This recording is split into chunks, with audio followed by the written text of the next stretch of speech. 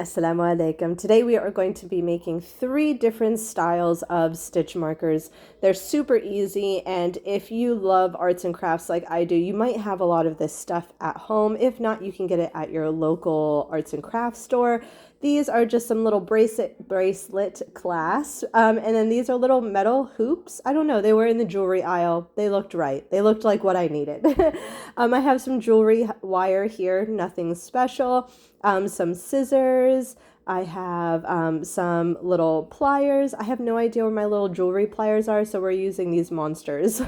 I have some beads to make the beaded version. These are some little bead stoppers that you're going to clamp on. As you can see here, on the top and on the bottom, you will need approximately 2 for 1 stitch marker. I have some little charms here I got at my local shop. Super cute. This one here is a unicorn mermaid. I am absolutely in love. So let's go ahead and get started.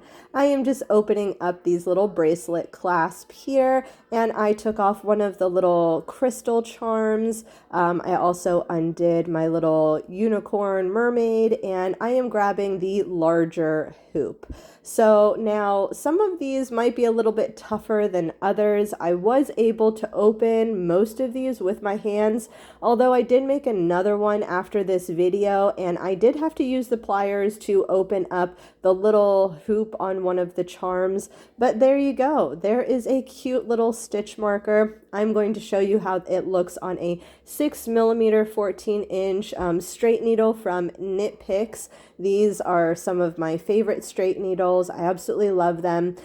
This marker will also fit on my 8mm straights that I have as well. And you can get all different sizes pretty much of the hoop. So whatever you end up working with most. Now we're going to go ahead and use this little bracelet clasp. These are great when you actually need to take the stitch marker off. Maybe you're not just marking the round. Maybe you're making socks. You need to keep track of like every 10 rows, every 20 rows, whatever it may be. Little shoulder raglan increases, decreases, things like that. So this is actually one that I had to use with a plier after I made this video, but this one I was able to use with my hands, or open up with my hands.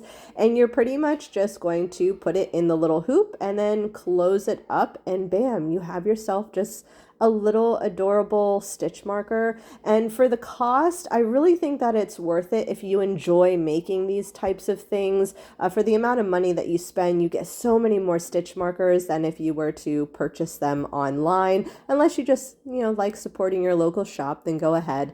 I'm just showing you how it looks on this colorway Smile from Hawari Bazaar. It was her Squid Games collection, and I just think it looks super cute, and I love the little crystals on top of the neon colors. Now we're going to go ahead and use the jewelry wire to make the beaded ones, and you want to cut maybe 3 inches or so. It's nothing special. Use whatever jewelry wire you have on hand. You do want to make sure it's a little bit thinner but sturdy enough to where it's not gonna, break easy. And this is where the little beaded stoppers are coming into play. You're just going to need 2 of them for the little one that I'm making today. And and then you're going to need some beads of your choice. These are just the little glass beads. As well, I have this little, I don't know if it's ceramic or stone. I have a lot of these laying around, so yeah, I had to do something with them. So you want to go ahead, fold the wire in half, put a little bit of a bead clasp on there, and you want to pull it up to whatever size you want your stitch marker to be. So maybe you usually use 4mm needles or 8mm needles. You might want to go ahead and use that particular needle to size the stitch marker to make sure that it fits properly, and then just go ahead and adjust that little stopper and go ahead and clamp it down before you start adding your beads. This way your beads don't actually move up the stitch marker, because they will come off. You might think that they won't, but they will. And then you're just going to add your beads however you want. I do also want to point out my hands are so dry. I do not know what's going on. I don't know if it's the winter. I don't know if it's dishes. I don't know if it's the frequent amount of knitting that I've been doing lately, but I apologize for my ashy hands. So here I am pretty much just beading up this little wire here. And then I'm going to add the second stopper after adding this bead. And I made tons of these. I thought about selling them. I don't know. Let me know if you think that they're cute, if they're worth selling.